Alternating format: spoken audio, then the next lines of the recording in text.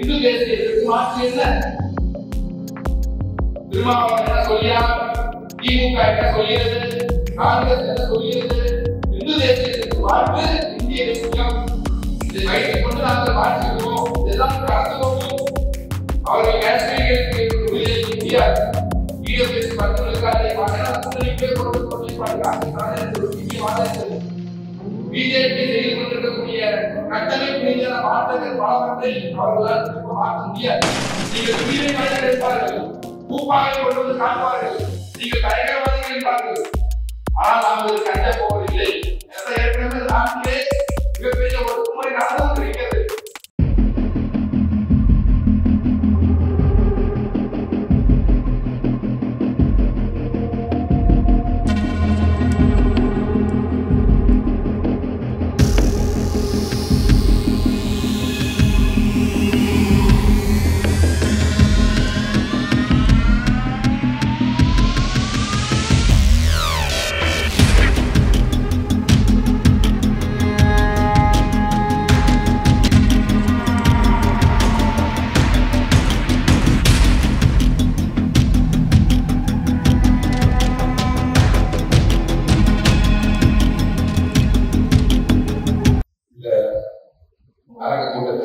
தமிழ் தேச மக்கள் முன்னணி நிர்வாக உறுப்பினர் வழக்கறிஞர் தோழர் கனடி அவர்களுக்கும் எனக்கு முன்னே உரையாற்றிய தோழர்கள் அனைவருக்கும் மதுரை, சேலம், விருதாச்சலம், திருவண்ணாமலை, தேனி உள்ளிட்ட பல்வேறு பல்வேறு மாவட்டங்களிலிருந்து இங்கே உணர்வுபூர்வமாக வந்து கிராமத்திற்கும் தமிழ் தேச மக்கள் முன்னணி தோழர்களுக்கும்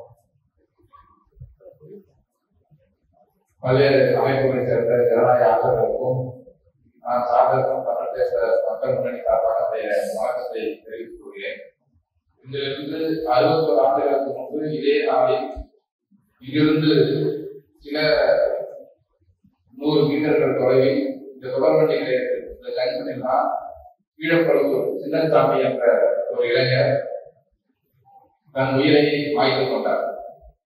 தன் உயிரை தீக்கிரைக்கு ஆக்கிக் கொண்டார். அவர் இந்தி ஒழிய தமிழ் வாழ்க என்ற உலகத்தோடு தன் உயிரை மாய்த்துக் கொண்டு 1964 ஜனவரி 25ஆம் நாள் உயிரை விட்டார். இந்த இடத்திலிருந்து 200 மீட்டர் ரயில் நிலையத்தில் தான் நடந்திருக்கிறது.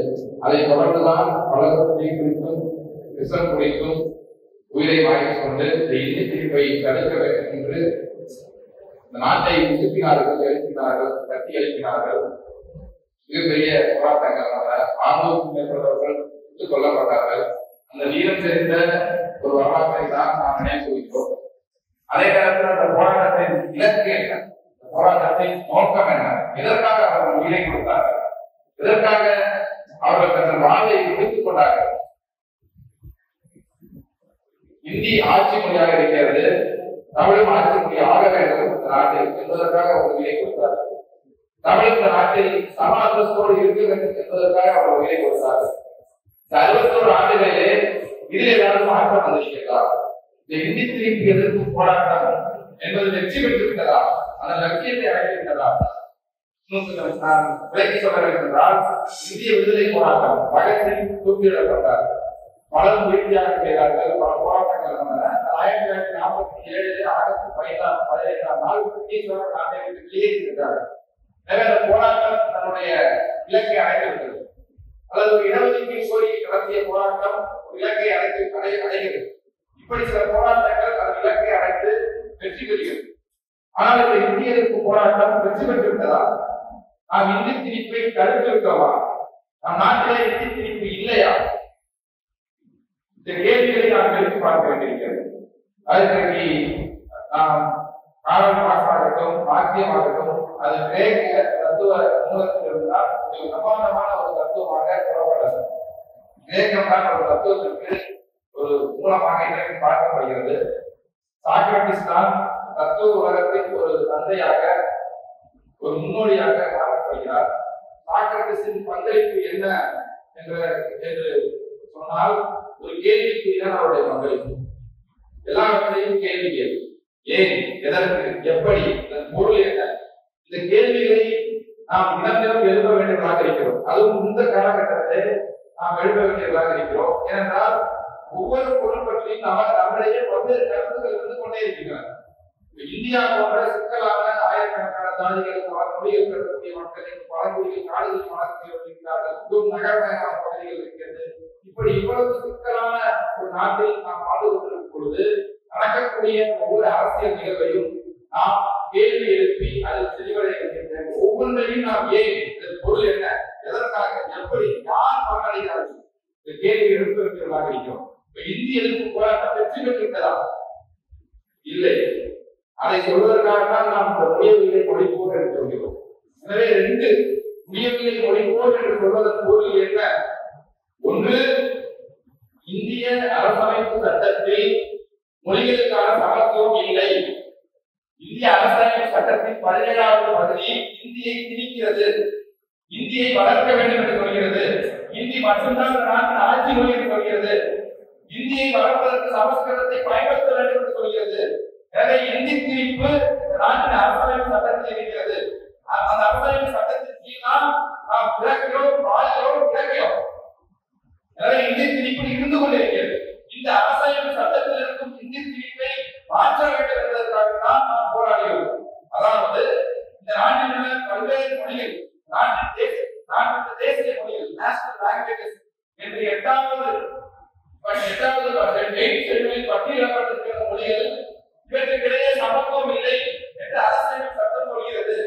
மொழிகளுக்கு இடையிலான சமத்துவம் இல்லை என்பதுதான் நம்முடைய பிரச்சனை. எனவே அரசியல் சட்டத்தில் உள்ள பகுதி 17வது பகுதியில் உள்ள 343, 344, 346, 48, 50, 51 இந்த பிரிவுகள் மாற்றி அமைக்கப்படாத வரை இந்த மொழிப்போர் முடியவில்லை என்று நாம் சொல்கிறோம். முதலாவது ஏன் மொழிப்போர் முடியவில்லை சொல்றோம். அப்துல் கலாம் சொன்னார், நம்முடைய சுந்தரிக்கையிலே போட்டிருக்கிறோம். அவர்கள் மும்மொழி கொள்கையை நீங்கள் ஏற்றுக்கொண்டால்தான் சமஸ்கிருத சிக்ஷா அபியான் என்ற ஒரு வடமொழி பேர், ஒரு சமஸ்கிருத பெயரை கொண்ட ஒரு திட்டத்திற்கு நமக்கு தர வேண்டிய 2100 கோடி ரூபாயை கொடுப்போம் என்று சொல்கிறார்கள். அதாவது ஒரு வழிமுறை கொள்கை என்பதை போல கட்சி மொழியில் மும்மொழி கொள்கையை ஏற்றுக்கொள்ள வேண்டும், உங்களுடைய மாநில மொழியை படிக்க வேண்டும், ஆங்கிலம் படிக்க வேண்டும், 3வதாக ஒரு மொழியை கற்றுக்கொள்ள வேண்டும், இந்தி பேசாத மாநிலங்கள் இந்தியை கற்றுக்கொள்வது, வேறு ஏதாவது மொழியை கூட கற்றுக்கொள்வது என்று பாசாங்கம் செய்கிறார்கள். 3 மொழி படிக்கிறது ஆயிடுச்சு, என்ன சொல்றீங்க? இந்தியை படிச்சிருவோம். மலையாளம், தெலுங்கோ, பள்ளிக்கூடத்தில் நீங்க அத்தனை வாக்கியம் ஏற்கனவே ஓராசிரியர் பள்ளி, ஈராசிரியர் பள்ளி என்று ஆயிரக்கணக்கான பள்ளிகள் மாநிலத்திலே ஆசிரியர் இல்லாமல் நடந்து கொண்டிருக்கிறது. கடந்த 10 ஆண்டுகளுக்கு மேலாக நடந்த ஆசிரியர்களை நியமிக்காத ஒரு மாநிலம். எப்படி 3வது மொழிக்காக பிரெஞ்சு படிக்கிறதுக்கு, ருஷ்ய மொழி படிக்கிறதுக்கு, ஜப்பான் படிக்கிறதுக்கு மாதிரியே சொல்றாங்க. நீங்க 3 மொழியை படிப்பதாக நாம் ஏற்றுக்கொண்டால் அந்த 3வது மொழி கட்டாயமாக இந்தியாவில் இருக்குது. இந்த மும்மொழி கொள்கையை நீங்கள் ஏற்றுக்கொள்ளவில்லை என்றால் நிதி தர மாட்ட முடியாது. அவர் நிதி கொடுக்காததால் 20,000க்கும் மேற்பட்ட ஆசிரியர்கள் எங்களுக்கு சம்பளம் தரவில்லை என்று போராடினார்கள். மாநில அரசு இந்த திட்டத்தின் கீழ் மத்திய அரசு நிதி வேண்டும், அவர்கள் நிதி தரவில்லை என்றார்கள். உங்கள் பங்கில் இருந்து எங்களுக்கு சம்பளத்தை கொடுங்கள் என்று அவர்கள் ஆசிரியர்கள் கேட்டு மாநில அரசின் மக்களுக்கு சம்பளம் கொடுத்தார். இது நமக்கு நேரடியாக நம்முடைய கல்வியை, நம்முடைய பள்ளி கல்வியை பாதிக்கக்கூடிய ஒரு பிரச்சனையாக இருக்கிறது. எனவே அவர்கள் நம் மீது இந்தி போரை நடத்தி கொண்டிருக்கிறார்கள். இந்த நேரத்தில், இந்த தருணத்தில் இந்தியை நீங்கள் ஏற்றுக்கொண்டாக வேண்டும் என்ற கட்டாயமான பலாத்காரமான ஒரு போரை தமிழர்களின் மீது நடத்தி கொண்டிருக்கிறார்கள். கடந்த அக்டோபர் மாதம் பொதிகை தொலைக்காட்சியை அவர்கள் தூர்தர்ஷன் என்று பெயர் மாற்றிவிட்டு, பொதிகை தொலைக்காட்சியை தூர்தர்ஷன் என்று சமஸ்கிருத பெயரை மாற்றிவிட்டு அந்த கூட்டத்தில் பேசிய ஆளுநர் ஆனந்த் கேட்டால், இடையே 22 மாநிலங்களும் மும்மொழி கொள்கையை ஏற்றுக்கொண்ட பொழுது தமிழ்நாடு மட்டும் ஏன் ஏற்றுக்கொள்ள மறுக்கிறது என்று கேட்டார். இந்த வீரபாண்டிய கட்டபொம்மன் படத்திலே இணைய பாளையக்காரர்கள் எல்லோரும் வரிகட்ட ஒப்புக்கொண்ட பொழுது கட்டபொம்மனுக்கு மட்டும் ஏன் இந்த பிரச்சனை, நீங்கள் மட்டுமே கட்ட மறுக்கிறீர்கள் என்று சினிமாவும் சிவாஜி கேட்பார். மற்ற பாளையக்காரர்கள் எல்லாம் மறுக்கிறார்கள். அதே போல நம்முடைய டெல்லி எதிர்ப்பாளர்கள் கேட்கிறார்கள், 22 மாநிலங்கள் ஒப்புக்கொண்ட பொழுது தமிழ்நாடு மட்டும் ஏன் மும்மொழி கொள்கையை ஏற்க மறுக்கிறது கேட்கிறார்கள். அவர்கள் போரை நடத்தி கொண்டிருக்கிறார்கள், நாம் அதை எதிர்கொண்டு கொண்டிருக்கிறோம். அந்த பொருளில் நாம் முடியவில்லை மொழி போர் என்று சொல்கிறோம். இந்த காலகட்டம், முதலாவது மோடியின் 1 காலகட்டத்தில் நான் நினைத்தேன் இந்த ஆட்சி முடிவு வந்துள்ளது. 2019 தேர்தலில் அவர்கள் ஆட்சி முடிவு வந்துள்ளது நான் நம்பினேன். ஏனென்றால் பணம் 500,000 செல்லாதுன்னு சொன்னாங்க. இந்த நாட்டிலே வங்கிகளின் ஏடிஎம் வாசல்களே வரிசையில் நின்றதால் இறந்தவர்கள் பல பேர் 100க்கு மேற்பட்டோர் இருந்தார். ஜிஎஸ்டியை கொண்டு வந்தார்கள். எவ்வளவோ பொருளாதாரத்துக்கு பெரிய தாக்கலை நடந்தார்கள். இவ்வளவு கொடுமைகளை சந்தித்த இந்த மக்கள் மோடியை வீட்டுக்கு அனுப்பிவிடுவார்கள் என்று 2019 நான் அப்பாவிதமாக நம்பினேன். ஆனால் 2வது முறை அதிக இடங்களை பெற்று 303 இடங்களை பெற்று அவர் ஆட்சி பண்ணிவிட்டார். மோடி, அமித்ஷா ஆட்சி பண்ணிவிட்டார். பிறகு 2வது முறை 2024 தேர்தலில் நாட்டிலே ஒரு விழிப்பு ஏற்பட்டிருந்தது. நாங்கள் விவசாயிகள் போராடினார்கள், இஸ்லாமியர்கள் போராடினார்கள், மிகப்பெரிய கொரோனாவுக்கான ஒரு பெரிய பொருளியல் நெருக்கடி நாடு சந்தித்திருக்கிறது, வரலாறு காணாத வேலைகள் திட்டாட்டிருக்கிறது, மோடியை வீட்டுக்கு அனுப்பிவிடுவார்கள் என்று எல்லோரும் எதிர்பார்ப்போம், பலரும் எதிர்பார்ப்போம். ஆனால் 3வது முறையாக அவர்கள் ஆட்சியை முடித்து விட்டார்கள். இப்ப அப்துல் சலாம் பேசிட்டு போனார். அவருடைய அரசியல் வருகை என்பது பாபர் மசூதி இடிக்கப்பட்ட பிறகு தமிழ்நாட்டிலே கோவை வன்முறைகள் நடந்த காலகட்டத்தில் தான் மனிதனை மக்கள் தோன்றியது. நாடு முழுக்க பாபர் மசூதி இடிப்பை ஒட்டி இஸ்லாமியர்களே ஒரு பெரிய விழிப்பு ஏற்பட்டது. அவர்கள் கட்சி தொடங்கினார்கள். அந்த இடிக்கப்பட்ட பாபர் மசூதி இடிக்கப்பட்ட இடத்தில் இன்றைக்கு ராமர் கோயில் கட்டப்பட்டிருக்கிறது. பாபர் மசூதி இடிக்கப்பட்ட நாளிலிருந்து 10 ஆண்டு காலத்திற்குள் பாஜக நாட்டில் ஆட்சியை ஒரு கூட்டணி ஆட்சியை வாஜ்பாய் பிடித்துவிட்டார். அவர் கண் முன்னால் பாபர் மசூதி இடிக்கப்பட்டதிலிருந்து 10 ஆண்டு காலத்திற்குள் பாஜக நாட்டின் ஆட்சியை பிடித்தது. 2004 அனுப்பிட்டார்கள் பார்த்தால் அவர்கள் கண் முன்னால் அடுத்த 10 ஆண்டு காலத்தில் மீண்டும் பாஜக தனிப்பெரும்பான்மை ஆட்சியை பிடித்தது. இப்போது 10 ஆண்டுகளை கடந்து ஆட்சி செய்து கொண்டிருக்கிறது. அப்ப இந்த கட்சியில் தோன்றி 30 ஆண்டு கால வாழ்க்கையில் 30 ஆண்டு கால வரலாற்றில் நாம் முன்னேறி இருக்கிறோமா, பிடித்திருக்கிறோமா? இந்த கேள்வியை நாம் எழுப்ப வேண்டியவர்களாக இருக்கிறோம். ஒரே தேசம், ஒரே சந்தை, ஒரே மொழி, ஒரே மதம், ஒரே பள்ளி, ஒரே நுழைவு தேர்தல், ஒரே தேர்தல், இதுதான் அவருடைய ஆட்சி. இந்து, இந்தி, இந்து ராஷ்டிரம், இதுதான் அவருடைய கொள்கை. இந்த இடத்தில் நாம் என்ன கேள்வி ஏற்பட்டிருக்கிறதா, ஒற்றை மைய உலகில் ஒரு சமாதானம் என்று ஒரு நூல் இருக்கிறது. அது பேராசிரியர் திருநாவுக்கரசு எழுதினார். அந்த நூலிலே ஒரு சாப்டரை தலைப்பு சோவியத்தின் வீழ்ச்சி என்பது ஒரு விவஸ்தா கொலையா தற்கொலையா என்ற ஒரு தலைப்பு. நான் கேட்கிறேன், இந்தியாவுடைய வரலாற்றில் மோடியின் வருகை என்பது, பாஜகவின் ஆட்சி என்பது நடந்து கொண்டிருப்பது ஒரு விபத்தா, தற்செயலாக நடக்கக்கூடிய ஒரு விபத்தா? ஒரு விதிகளுக்கு உட்பட்டு, ஒரு வரலாற்று செல்லறிகளுக்கு உட்பட்டு நடக்கிறதா இல்லை ஒரு விபத்தா? இந்த 10 ஆண்டு கால ஆட்சி ஒரு விபத்து. விபத்து என்றால் தற்செயல். போராளிகள் கால அடிப்பது திருப்பி போயிடலாம், சரி பண்ணிட்டு போயிடலாம். ஒரு விபத்து சரியாகிறது, நாளை சரியாகிறது, நாளை மறுநாள் சரியாகிறது, இல்ல 10 ஆண்டுகளுக்குள் இது சரி செய்ய முடியும் என்று யாராவது இந்த நாட்டிலே பாஜகவின் ஆட்சியை, மோடி அமித்ஷா என்ற கும்பல் ஆட்சியை முடிவுக்கு கொண்டு வந்து அவர்கள் ஏற்படுத்திய தீமைகளை எல்லாம் நாங்கள் திருப்பி கொண்டு தீமைகளை எல்லாம் நாங்கள் சரி செய்து விடுவோம் என்று சொல்வதற்கு இந்த நாட்டில் ஏதாவது ஒரு கட்சி இருக்கிறதா, ஒரு தலைவர் இருக்கிறாரா? காஷ்மீரில் நீக்கப்பட்ட 370 மீண்டும் கொண்டு வர முடியும், யாராவது கொண்டு வர முடியும் என்று சொல்ல முடியும்? அந்த நாட்டிலே ஜெய்சங்கர் சொன்னார், பாகிஸ்தான் எழுப்பியது 320 நீக்கிவிட்டார்கள் என்று ஒரு மாநாட்டிலே கோவாவில் ஒரு மாநாடு, சர்வதேச மாநாடு நடக்கிறது. அதில் பாகிஸ்தான் எழுப்பியது காஷ்மீர் நீக்கிவிட்டார்கள். இந்தியா கையெழுத்தாக சொன்னார். ஊடகங்களிடம் அவர்களை தூக்கத்திலிருந்து எழுத்து சொல்லி எழுந்து காட்டி கொடுக்க சொல்லுங்கள். 370 வரலாறு, இந்தியாவுடைய வரலாற்றில் 370 என்பது வரலாறு, இனியில் வரப்போவதில்லை என்று அவர் சொன்னார். பாபர் மசூதி இடத்தில் ராமர் கோயில் அவ்வளவுதான், அங்கே ஒரு மசூதி இருந்தது, இப்ப இந்த ராமர் கோயில் இருக்கிறது. இதை திருத்தி அமைக்க முடியுமா? அல்லது இந்த எக்கனாமிக்கல் வீக்கர் செக்ஷன் நாட்டிலே முன்னேறிய ஜாதி ஏழைகளுக்கு 10 விழுக்காடு என்ற அவர்கள் சட்டத்தை திருத்தினார்களே, இதை திருத்தி அமைக்க முடியும், இதை திருத்திவிட முடியும். இது இடஒதுக்கீடு மீது நடத்தப்பட்ட தாக்கல்.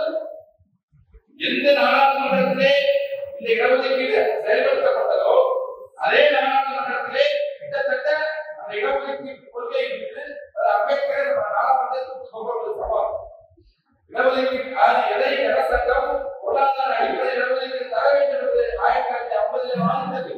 அதை அவர்கள் செய்திருக்காங்க. 2019 செய்தார்கள். காஷ்மீருக்கு சிறப்பு தகுதி தரக்கூடாது என்று சொன்னது ஜனசங்கம்.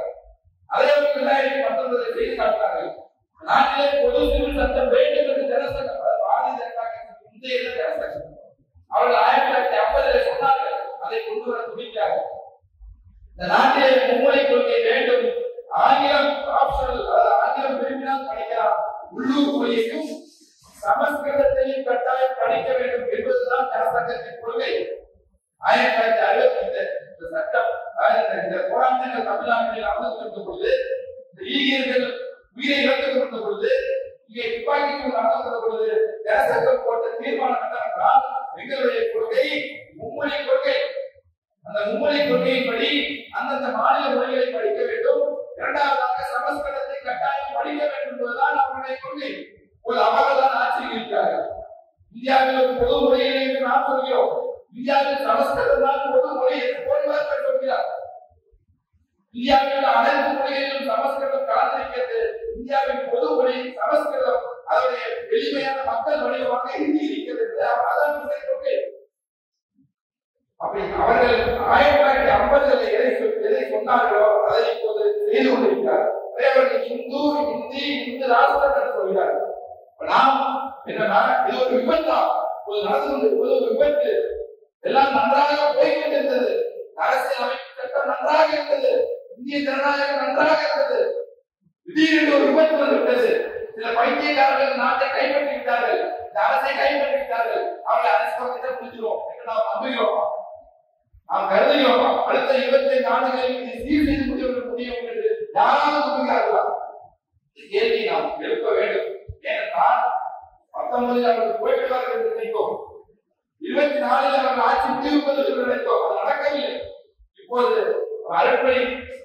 அருட்தந்தை வாழ்மை சொன்னது போல் நம்முடைய வாக்குரிமை தேர்தல் ஆணையம் ஒரு தேர்தல் ஆணையம் ஒரு கட்டுப்பாட்டில் இருக்கிறது என்றால் அர்த்தம் என்னவென்றால் ஒரு காலத்தில் அம்பேத்கரும் நேருவும் அரசியல் சட்டத்தை ஏற்றுக்கொள்வது நாங்கள் செய்த மிகப்பெரிய சாதனை என்றால் ஏழை பணக்கார சித்தாந்தவர் இருப்பவர் இளம் வைத்திருப்பவர் கூலிகளை செய்பவர் ஆண் பெண் திருநங்கையர் திருநர் இந்த ஜாதியை சேர்ந்தவர் அந்த ஜாதியை சேர்ந்தவர் இந்த மதத்தை சேர்ந்தவர் எந்த வேறுபாடும் இல்லாமல் 18 வயது நிரம்பிய அனைவருக்கும் வாக்குரிமை யூனிவர்சல் சர்வீஸ் அனைவருக்கும் வாக்குரிமை என்பதை நாங்கள் செய்த மிகப்பெரிய சாதனை இது. நேருவும் அம்பேத்கர் சொன்னார்கள். ஒபாமா இந்தியாவிற்கு வந்த பொழுது உலகின் மூத்த ஜனநாயகம் என்று இந்தியாவை சொன்னார். ஏனால் அமெரிக்க விடுதலையின் பொழுது கருப்பர்களுக்கு சம உரிமை கிடையாது. ஒரு வெள்ளையர் ஒரு வாக்கு பெற்றால் ஒரு கருப்பர் 3 வாக்கு பெற வேண்டும். 3 கருப்பர்கள் வாக்களித்தால் அது ஒரு வாக்கிற்கு சமம். ஒரு 10,000 ஓட்டு வந்து ஒரு வெள்ளை ஒரு பெறுகிறார் என்றால் ஒரு கருப்பர் 30,003 வாக்குகள் பெற்றால் வெற்றி பெற்றதாக. இப்படி இருந்த ஒரு ஒன் மேன் ஒன் ஓட் என்பதுதான் நெல்சன் மண்டேலாவுடைய போராட்டம். ஒரு மனிதனுக்கு ஒரு வாக்கு, அதுதான் நம்ம அரசியல் ஜனநாயக பொலிட்டிக்கல் டெமோக்ரசி என்று அம்பேத்கர் சொல்கிறார். இப்பொழுது அந்த வாக்குரிமை கேள்விக்குள்ளாக இருக்கிறது. நாம் வரலாற்று ரீதியாக பின்னோக்கி போயிருக்கிறோம். நம்முடைய வாக்கு, அதாவது பாஜகவுக்கு அளிக்கக்கூடிய வாக்கு பல மடங்காக எண்ணப்படுகிறது. பாஜகவுக்கு எதிராக அளிக்கக்கூடிய வாக்கு அந்த கவுண்டிங்ல பிரச்சனை இருக்கு. பட்டியலில் முஸ்லிம்களுடைய பெயரை சொல்கிறார்கள். தேர்தல் நியாயமாக நடக்கவில்லை, என்னுடைய வாக்குரிமையை என்னால் செயல்படுத்த முடியவில்லை என்பதுதான் முன்னால் இருக்கக்கூடிய ஒரு நம்முடைய பிரச்சனைகள்லாம் ஒரு உச்சபட்ச பிரச்சனையாக இருக்கு. இந்த இப்படி போராடி வந்த மனித சமூகம் ஒரு மனிதனுக்கு ஒரு வாக்கு என்பது போராடி பெற்ற ஒரு உரிமை. அந்த உரிமை இன்றைக்கு வந்து பறிபோய்ப்பது. இந்த இடத்தில் 4 முனைகளை அவர்கள் வேகமாக நாட்டை செய்கிறார்கள். ஒரு முனை இந்த அரசியல் எல்லாம் கைப்பற்றிக் கொண்டிருக்கிறார்கள். ஒட்டுமொத்தமாக மோடி அமித்ஷா என்ற கும்பல் நாட்டை நடத்தி கொண்டிருக்கிறது. தேர்தல் ஆணையம் அவர் கையில் இருக்கிறது, என்ஐஏ அவர் கையில் இருக்கிறது, ஆர்பிஐ அவர் கையில் இருக்கிறது, சிபிஐ அவர் கையில் இருக்கிறது, பினான்ஸ் கமிஷன் நிதி ஆணையத்தை கையில் எடுத்து பார்க்கிறார்கள். இந்த எல்லா முடிவுகளையும் பிரதமர் அலுவலகம் கிடைக்கிறது, மோடி அமித்ஷா அடிக்கிறாங்க. எல்லாவற்றுக்கும் மேலான ஒரு சக்தியாக அவர்கள் இந்திய அரசியலை எடுத்துக்கிறார்கள். இந்திய நாடாளுமன்ற ஜனநாயகம் என்பதை அவர்கள் கைப்பற்றி விட்டார்கள் என்பதை நான் சொல்லல. ஆளுநர் கட்சி ஆளுநர் தலைவர் ராகுல் காந்தி சொல்கிறார், நாங்கள் ஆர்எஸ்ஐ பிஜேபி மட்டும் எதிர்க்கவில்லை, இந்திய அரசை எதிர்த்து போராடி கொண்டிருக்கிறோம். இந்திய அரசு எந்திரத்தை அவர்கள் கைப்பற்றி விட்டார்கள் என்று சொல்வது இடதுசாரிகள் அல்ல, தீவிர இடதுசாரிகள் அல்ல, தேசிய சக்திகள் அல்ல. காங்கிரஸ் கட்சியின் முன்னாள் தலைவர் ஒருவேளை வெற்றி பெற்றிருந்தால் பிரதமராக கூடியவர் இந்தியாவின் எதிர்கட்சி தலைவர் சொல்கிறார், நாங்கள் பாஜகவையும் பாரதத்தையும் மட்டும் எதிர்க்கவில்லை, இந்திய அரசை எதிர்த்துக் கொண்டிருக்கிறோம் என்று சொல்கிறார். அதன் பொருள் என்னவென்றால் நாட்டின் அத்தனை அரசு எதிர்த்து அவர்கள் கைப்பற்றிவிட்டார்கள் என்று அவர் அவரை சொல்கிறார். அதுக்காக வழங்கப்படுகிறார். இது ஒரு திசையில் அவர்கள் கைப்பற்றிக் கொண்டே இருக்கிறார்கள், இதை தடுத்து நிறுத்தியாக வேண்டும். இரண்டாவது, ஒரே தேசம் ஒரே மொழி ஒரே சட்டை என்று இந்த நாட்டை முழுமையான ஒற்றை ஆட்சியாக மாற்ற முயற்சிக்கிறார்கள். இது இரண்டாவது திசை, இதை தடுத்து நிறுத்தியாக வேண்டும். மூன்றாவது, நாட்டின் அனைத்தையும் ஏகபோகமாக அதானி என்ற ஒருவருக்கு தாரை மாற்றிருக்கிறார். எனவே அவர்கள் வரக்கூடிய பட்ஜெட்டிலே கல்விக்கு நிதியை குறைவாக ஒதுக்குவார்கள், சுகாதாரத்துக்கு குறைவாக ஒதுக்குவார்கள், பட்டியலின மக்களின் நலன்களுக்கு குறைவாக ஒதுக்குவார்கள், 3 நாள் வேலை திட்டத்திற்கு நிதியை வெட்டுவார்கள். ஆனால் கடனை வாங்கி வழங்குவார்கள். அதானி வாங்கிய கடனை தள்ளுபடி செய்வார்கள். அவர்கள் புதிய புதிய சலுகைகள் புதிய புதிய திட்டங்களை அறிவிப்பார்கள். எனவே ஒரு பக்கம் நிதி வளர்ந்து கொண்டே இருக்கிறார்கள். ஒட்டுமொத்த நாட்டின் அனைத்து துறைகளும் ஏகபோகமாக ஒரு நபரின் கையில் போய்கொண்டிருக்கிறது. இதை தடுத்து நிறுத்தியாக. நான்காவது முறைதான் இந்த நாட்டின் சமய சிறுபான்மைகளை இனத்தையும் செய்யக்கூடிய ஒரு அரசியலை இந்து ராஷ்டிர அரசியலை ஈடுபட்டிருக்கிறார்கள். முஸ்லிம்களின் குடியுரிமையை பறிக்க முனைகிறார்கள். பங்களாதேஷை காட்டி இங்கே முஸ்லிம்கள் மீதான அடக்குமுறையை தினம் தினம் கட்டமைத்துக் கொண்டிருக்கிறார்கள். அவர்களை நாட்டின் 2வது குடிமக்களாக பேசிக்கொண்டோம். ஒரு நியோ நாவல் இந்திய அரசியலில் இந்திய வாழ்வில் இதை ஒரு யதார்த்தமாக முஸ்லிம்கள் ஏற்றுக்கொள்ளக்கூடிய ஒரு நிலைக்கு தள்ளப்பட்டிருக்கிறார்கள். இது ஒரு புதிய யதார்த்தம் என்று அவர்கள் மோடியின் ஆட்சி சங் பரிவார சக்தியின் ஆட்சி நாட்டில் அவர்கள் 2ஆம் நிலை குடிமக்களாக மாற்றப்படுவதற்கு பட்டது ஒரு யதார்த்தம். இதை ஏற்றுக்கொண்டுதான் ஆக வேண்டும் என்ற ஒரு நிலைக்கு அவர்கள் ஏற்பட்டுவிட்டது. 3வது முறை மோடி வந்தது. அப்ப இந்த 4 முறைகளில் ஒரு முறை இந்திய நாடாளுமன்ற ஜனநாயகத்தை கைப்பற்றிக் கொண்டிருக்கிறார்கள். 2வது முறை மாநிலங்களின் உரிமையை ஐயோடு மறுத்து ஒற்றை ஆட்சியை உருவாக்கிக் கொண்டிருக்கிறார்கள். 3வது முறை ஒரே முதலாளியின் அதானியை வளர்த்துக் கொண்டிருக்கிறார்கள். 4வது முறை இந்த சமய சிறுபான்மையை நோக்கி ஒரு இன அழைப்பு அரசியலை படுகொலை அரசியலை செய்து கொண்டிருக்கிறார்கள். இந்த 4 முறைகளிலும் அவர்களை எதிர்த்து நாம் போராட வேண்டியதாக இருக்கிறோம். ஆனால் அதற்கு முன்னால் ஒரு கேள்வி இருக்கிறது. சொன்னோம் இல்லையா, காவி கார்பரேட் பாகிஸ்தான் நம்ம இன்னும் சிலர் கார்பரேட் காவி நீங்கள் நாகப்பதவி நாங்கள் நாகப்பதவி இப்போ மாறுகிறது.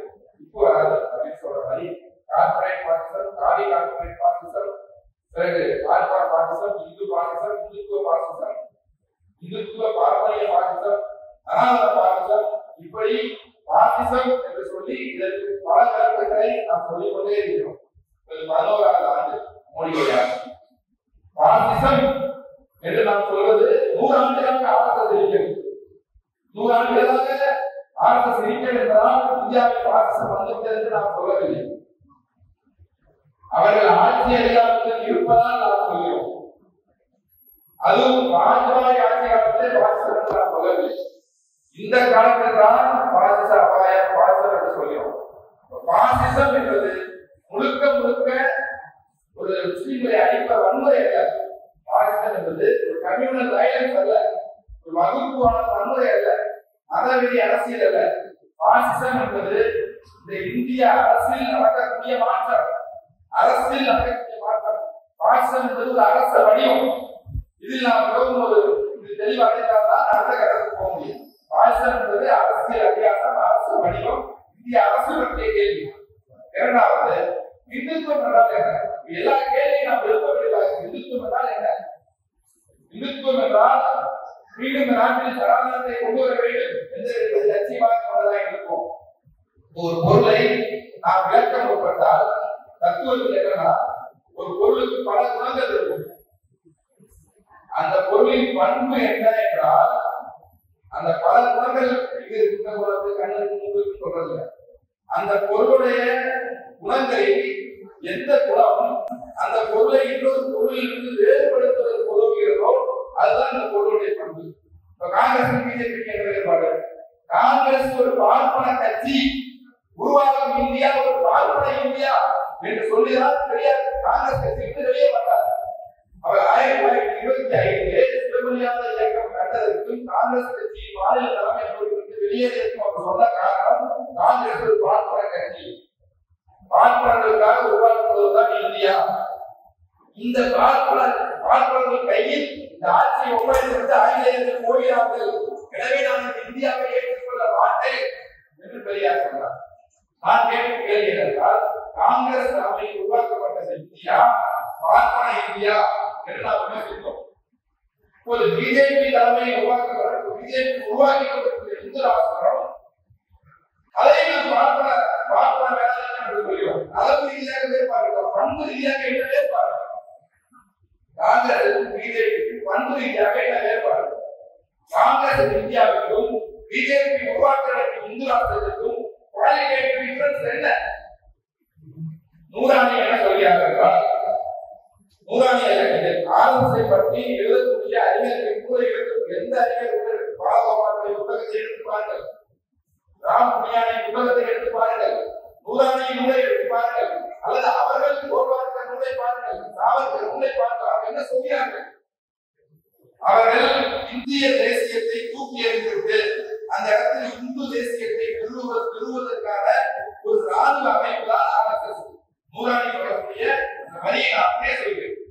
இந்திய தேசியத்தை தூக்கி எறிந்துவிட்டு அந்த இடத்தில் இந்து தேசியத்தை நிறுவுவதற்கான ஒரு ராணுவ அமைப்பு தான் ஆர்எஸ்எஸ் என்று நூறாணி சொல்கிறார். அவர் ஒரு வல்லரசு பாரதத்தை உருவாக்க வேண்டும் என்று, அதுதான் லட்சியம்.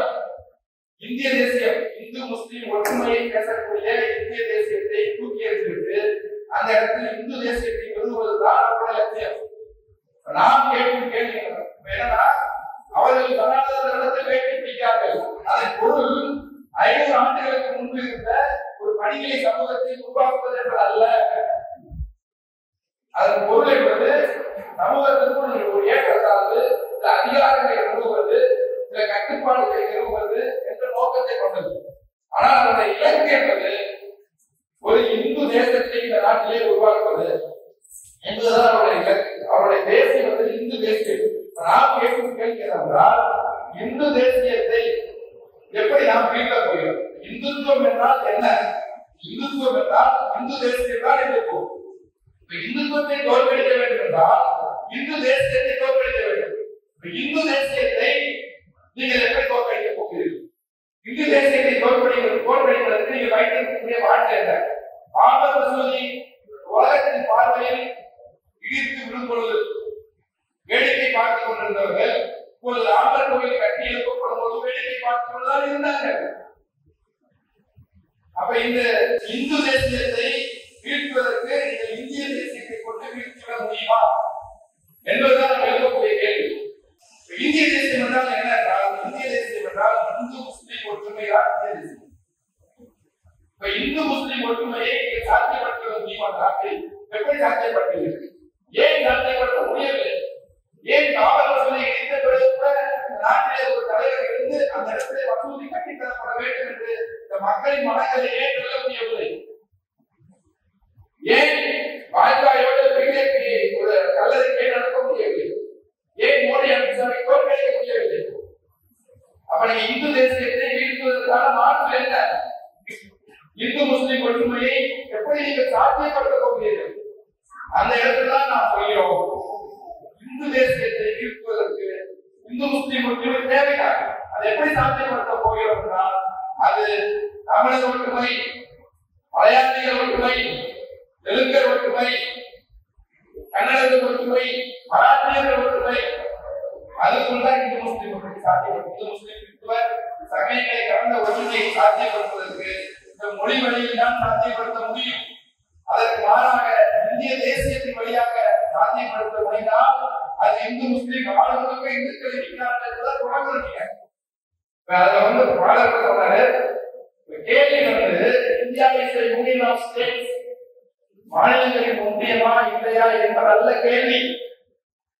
இந்தியா ஒரு தேசம் இல்லை என்று அம்பேத்கர் சொன்னது இந்த ஆயிரக்கணக்கான ஜாதிகளுக்கு எதிராக ஒரு தேசம் ஆக முடியும் சொன்னார். எந்த இடத்தினாலும் அம்பேத்கர் இந்த நாட்டிலே பல மொழி பேசக்கூடிய தேசங்கள் இருக்கின்றன என்று சொல்லியிருக்கிறாரா?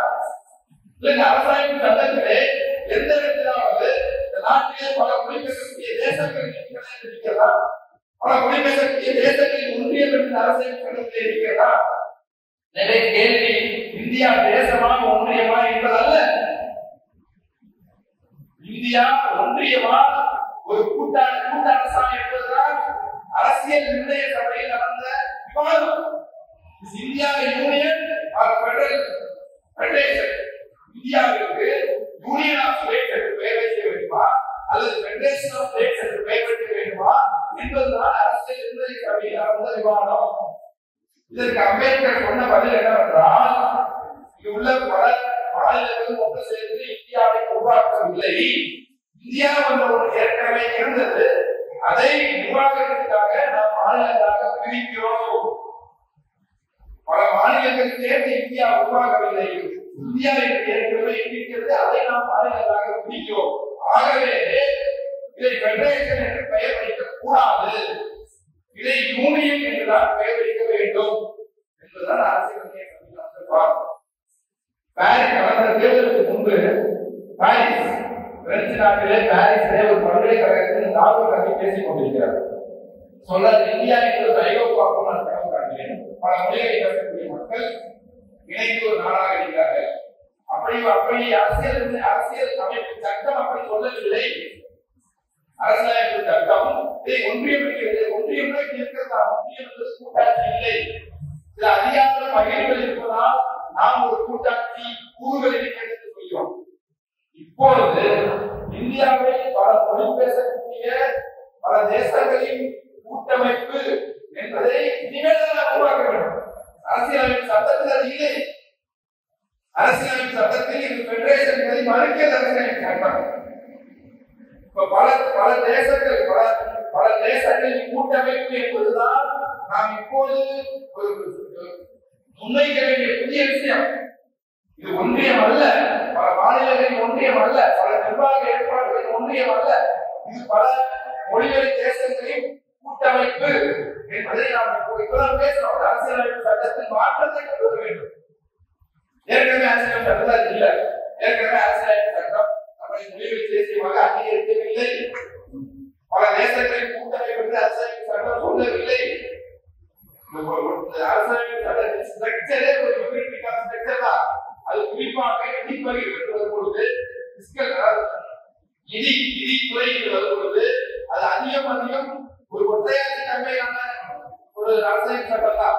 ஏன் நிதி முக்கியம்னா, இயற்றலும் ஈட்டலும் காத்த வகுத்தலும் வல்ல அரசு. ஒரு வீடுனாலும் பொருளாதாரம், நாடுனாலும் பொருளாதாரம். உங்களுடைய பொருளாதார கட்டமைப்பு என்பது ஒரு ஒற்றையாட்சிக்கான கட்டமைப்பு. எனவே நம் அரசியல் சட்டத்தில் நிதி பிடிக்கிறது. மொழிகளுக்கான சமத்துவம் இல்லை. அரசியல் சட்டம் நம்மளை மொழிவழி தேசியமாக அங்கீகரிக்கவில்லை. இந்த இடத்தில் நாம் இந்து தேசியத்தை இந்திய தேசியத்தால் முறியடிக்க முடியாது. அவர்கள் மீண்டும் அலையாக எழுந்து வந்து ஒரு பெரிய சக்தியாக வளர்ந்து கொண்டுதான் வருகிறார்கள் மொழிய. அவர்கள் தேவையில்லை, அவர்களை எதற்கும் தடுத்து நிறுத்த முடியவில்லை.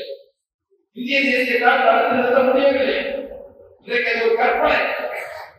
மொழிவழி தேசியத்தால் தான் அந்த ஒரு யானையை காடி முன்னால் அவருடைய தலையை அடித்து சொல்லுவாங்க. அந்த விலங்கை நாம் வீழ்த்த வேண்டும். அரசு விலங்கை வீழ்த்த வேண்டும், இந்துத்துவத்தை வீழ்த்த வேண்டும் என்றால் சங்க முடியும். சனாதனத்தை நாம் 500 ஆண்டுகளாக சனாதனத்தை எதிர்க்க வேண்டும். நான் மறுக்கவில்லை. சனாதனத்தை எதிர்ப்பதால் மட்டும் பிஜேபி நாம் வீழ்த்திவிட முடியாது என்பதுதான் என்னுடைய வாதம். விடுதலை சிறுத்தை கட்சி தலைவர் திருமாவளவன் சனாதனத்தை எதிர்ப்பதால் சனாதன பாசிசம் வரையறுத்து சனாதனத்துக்கு மாற்றாக சமூக நீதி என்று சொல்லி கேட்கிறார். சனாதனம் பிஜேபி கொள்கை, அதற்கு மாற்று சமூக நீதி அரசியல் சட்டத்தில் இருக்கிறது. அரசியல் சட்டத்தை பாதுகாக்க வேண்டும். இதுதான் திருமாவளவன் முழக்கம். ராகுல் காந்தி ஜாதிவாரி கணக்கெடுப்பு நடத்த வேண்டும். நாட்டிலே பார்ப்பனர்கள் பல முறைகளில் செல்வாக்கு செலுத்துகிறார்கள். பார்ப்பன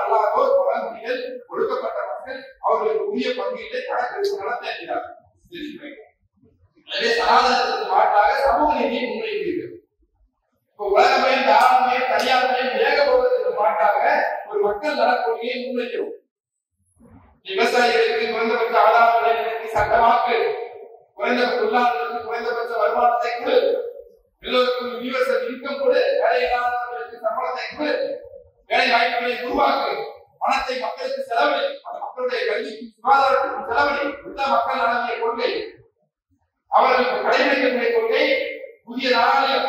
நீ பணத்தை செலவு செய்யாது, பணத்தை முதலாளிகளுக்கு கொடு, அனைத்து துறையும் அரசு வெளியேறு, தனியாருக்கு தாழ்வா. இதுதான் அவங்களுடைய புதிய நாளாளிய கொள்கை. அதற்கு மாற்றாக நாம் மக்கள் நலனிய கொள்கையை முன்வைக்கிறோம். எனவே சனாதனத்திற்கு மாற்று சமூக நீதி, புதிய நாளாளியத்திற்கு மாற்று மக்கள் நலனியம். நான் இப்போது என்ன கேட்கிறேன் என்றால், இந்து தேசியத்திற்கு மாற்று என்ன? திருமாவளவன் என்ன சொல்கிறார்? திமுக என்ன சொல்கிறது? காங்கிரஸ் என்ன சொல்கிறது? இந்து தேசியத்திற்கு மாற்று இந்திய தேசியம். இதை வைத்துக் கொண்டு நாங்கள் மாற்றிவிடுவோம், இதெல்லாம் கடந்து போகும். அவர்கள் காஷ்மீர்களுக்கு உறுதியளிக்க முடியாது. இடபிள்யூஎஸ் பண்புகளுக்காக கூட்டணிக்குள்ளே கொடுத்த நிலைப்பாடு காங்கிரஸ் ஆதரித்தது, சிபிஎம் ஆதரித்தது. பிஜேபி செய்து கொண்டிருக்கக்கூடிய கட்டமைப்பு ரீதியான மாற்றங்கள் பலவற்றை அவர்களால் திரும்ப மாற்ற முடியாது. நான் சொல்வது என்றால், சனாதனத்திற்கு மாற்று சமூக நீதி நாம் ஒப்புக்கொள்ளையோ, புது தாராளமயத்திற்கு மாற்று நியோலிபரலிசத்திற்கு மாற்று வெல்ஃபேரிசம் அதை ஒப்புக்கொள்ளையோ, ஆனால் இந்து தேசியத்திற்கு மாற்று இந்திய தேசியம் இல்லை. இந்து தேசியத்திற்கு மாற்று மொழிவழி தேசியம் தான். அதை தமிழ் தேசியம், மலையாள தேசியம், கர்நாடகாவுக்கு கன்னட தேசியம், மகாராஷ்டிராவுக்கு மராட்டிய தேசியம், வங்காளத்துக்கு வங்க தேசியம். ஏன் உத்தரப்பிரதேசத்துக்கு இந்த தேர்தலிலே உத்தரப்பிரதேச மண்ணின் மைந்தர்களுக்கு வாக்களியுங்கள், மோடி, அமித்ஷா, குஜராத்திகள் என்று இந்திக்காரர்கள், உத்தரப்பிரதேசக்காரர்கள் நாம் இந்திக்காரர்கள் இருக்கிறோம், அவர்களே தேர்தல் பேசுறாங்க. ஜெய் பங்களா என்றால் திரிணாமுல் காங்கிரஸ் கட்சி தலைவர் ஜெய் வங்கம், வங்கம் வாங்க, இவர்கள் குஜராத்திகள், இவர்கள் வெளியாட்களுக்கு வாக்களிக்காது என்றார். எங்கெல்லாம் இந்த மொழிகளின் வளர்ச்சி பேச்சு பிடிக்கப்பட்டதோ அங்கெல்லாம் அவர்கள் வீழ்த்தப்பட்டார்கள். இந்த இடம்தான் நாம் இந்த மாற்று மொழிவழி தேசியமே என்று சொல்லக்கூடிய அந்த மாற்று என்பது நான் மீண்டும் சொல்கிறேன். சனாதனத்திற்கு மாற்று சமூக நீதி, புது தாராளமயத்திற்கு மாற்று வெல்ஃபேரிசம், மக்கள் நலனிய கொள்கை, பணத்தை மக்களுக்கு செலவு செய்வது, கல்விக்கு, சுகாதாரத்திற்கு, நலவாழ்வுக்கு, வேலை வாய்ப்புக்கு, விவசாயத்திற்கு, உழவர்களுக்கு பணத்தை செலவு செய்வது கார்பரேட் இருக்காங்க. இந்து தேசியத்திற்கு மாற்று மொழிவழி தேசியம். இதுதான் ஆளும் வர்க்க தரப்பு நமக்கு மாறுவதற்கு தெளிவான இடம். மற்ற இடங்களிலும் ஒரு சமரசம் இருக்கு. 10 விழுக்காடு 70 சமூக நீதி பேசக்கூடிய இவர்கள் தான் ஆதரித்து வந்தார்கள். அதே போல புது தாராளமய கொள்கையை கூட அவர்கள் எதிர்க்கவில்லை. அவர்கள் ஏகபோகத்தை தான், அதானி என்ற ஒரு முதலாளி நாட்டை தான் இருக்கிறார்கள். முதலாளிகள் புதிய வகையை கொடுத்துவிட்டால் பிரச்சனை இல்லை. நாங்கள் வளர்ச்சிக்கு எதிரானவர்கள் அல்ல, பிசினஸ்க்கு எதிரானவர்கள் அல்ல, மீண்டும் மீண்டும் நாங்கள் சொல்கிறார். அதில் அவர்களுக்கு சமரசம் உண்டு. ஆனால் இந்த இடத்திலே அவர்கள் தெளிவாக இருக்கிறார்கள். எனவே நாம் கேட்க வேண்டிய கேள்வி, சனாதனத்தை எதிர்ப்பது சரி, எதிர்க்கிறோம், எதிர்த்துக் கொண்டிருக்கிறோம். நேற்று அதாவது ஆய்வைகள் வருவதற்கு முன்பு எதிர்த்தோம். வள்ளுவர் காலத்திலிருந்து சனாதனத்தை நாம் எதிர்த்து இருக்கிறோம். பிறப்புக்கு எல்லாம் உபயோகிக்கின்றோம். நாதி இரண்டுடைய வேரிலே சாப்பிட்டால் நீதி வலுவாக நடைமுறையோடு மேலோர் பெரியோர் காலம் வெளியிடப்போர் அவையார் காலத்திலிருந்து சனாதனத்தை எதிர்த்து கொண்டாடுகிறோம். ஆங்கிலேயர்கள் வருவதற்கு முன் எதிர்த்தோம், ஆங்கிலேயர் காலத்தில் எதிர்த்தோம், ஆங்கிலேயர்கள் போன பிறகு எதிர்த்தோம், மண்டபத்தை எதிர்த்தோம், எதிர்த்துக் கொண்டே இருக்கிறோம், போராடி கொண்டே இருக்கிறோம். அந்த இடத்துல நாம் அதை மறுக்கவில்லை. ஆனால் இந்து தேசியத்திற்கு மாற்று நீங்கள் என்ன சொல்கிறீர்கள்? நேரு என்ற காலத்திலே அந்த ராமர் மசூதிக்குள் ராமர் கோயிலை, ராமர் சிலையை வைத்தார்கள். ஜவஹர்லால் நேரு இருந்தார். நேரு 1947 இருந்து 1964 வரை 17 ஆண்டுகள் ஆட்சி செய்த நேரு அந்த ராமர் மசூதிக்குள் இருக்கும் ராமர் சிலையை வெளியே எடுக்க முடியவில்லை. நேரு மறைந்தார். அவர் மகன் இந்திரா காந்தி வந்தார், அவர் வெளியே எடுக்கவில்லை. அவர் மகன் ராஜீவ் காந்தி வந்தார், அவர் மசூதியை திறந்துவிட்டு ராமரை வெளிப்படுத்தியிருந்தார். பிறகு மசூதி இடிக்கப்பட்டது. பிறகு நரசிம்மராவ் வந்தார், வாக்குறுதி கொடுத்தார், அதற்கு மசூதியை கட்டி கொடுப்போம் என்றார். தலைவர்கள் மாறினார்கள். ராகுல் காந்தி வந்தார், கலைஞர் மசூதியை கட்டி கொடுப்போம் என்றார். அவர் மகன் ஸ்டாலின் வந்தார். ஆனால் இவர்களால் அதை தடுக்க முடியவில்லை. இவருடைய இந்திய தேசிய கொள்கையை கொண்டு தடுக்க முடியவில்லை. இன்றைக்கும் பலிபீடத்தில் தான் நாங்கள் இஸ்லாமியை வைத்திருக்கிறார்கள். இந்த இடத்துதான் சர்வதேச நிலைமைகளும் தீவிரமான இஸ்லாமிய எதிர்ப்பு மையப்பட்டிருக்கிறது. ட்ரம்ப் ஒரு இஸ்லாமிய எதிர்ப்பு கொண்டவர், நேரடியாக இஸ்லாமிய எதிர்ப்பு கொண்டவர், ரஷ்யாவுக்கு இஸ்லாமிய எதிர்ப்பு தேவைப்படுகிறது, சீனாவுக்கு உள்நாட்டிலே இஸ்லாமிய எதிர்ப்பு தேவைப்படுகிறது. நீங்க நினைப்பது போல் மாத்திரத்திலே நாம் இந்துக்களும் முஸ்லிம்களும் ஒற்றுமையாக இருப்போம் என்று காந்தியை போல ஒற்றுமை இந்த நாட்டிலே ஏற்படுத்திவிட முடியும் என்றால் அது ஒரு சர்வதேச சூழலும் அப்படிப்பட்ட நிலைமை இல்லை. எனவே ஒரு கற்பனை இடத்தில்தான் நாம் இந்த 10வது ஆண்டுக்கு பிறகு 11வது மோடி ஆட்சி காலத்திலாவது இது ஒரு விபத்து அல்ல, இது ஒரு தற்செயல் அல்ல, இதற்கு நாம் தீர்வு கண்டாக வேண்டும். இதற்கு அவர்கள் கத்தி முறையில் நம்மை மிரட்டுவார்கள். நாம் மொழியை தேசியம் என்று சொன்னவுடன் நீங்கள் பிரிவை வாய்கள் என்பார்கள், ஊப்பாக கொண்டு வந்து காட்டுவார்கள், நீங்கள் பயங்கரவாதிகள் என்பார்கள். ஆனால் நாம் இதற்கு அஞ்ச போவதில்லை. ஏற்கனவே நாட்டிலே மிகப்பெரிய ஒடுக்குமுறை நடந்து கொண்டிருக்கிறது. அது இஸ்லாமிய அல்லாதவர்களால் உணர முடியாது. அந்த இடத்துல தான் நாம் நீங்கள் சொல்வது கத்தி முறையில் எங்களை நீங்கள் கேட்டாலும் கூட நாங்கள் உணர்க்க சொல்வோம். இந்து தேசியத்திற்கு மாற்று மொழிவை தேசியம் தான் அந்த எங்களுக்கு தமிழ் தேசியம் தான். நீங்கள் இந்து ராஷ்டிரம் என்று வந்தால் நாங்கள் தமிழ்நாடு என்று உலகுவோம். தமிழ்நாடு தமிழருக்கே நன்றி.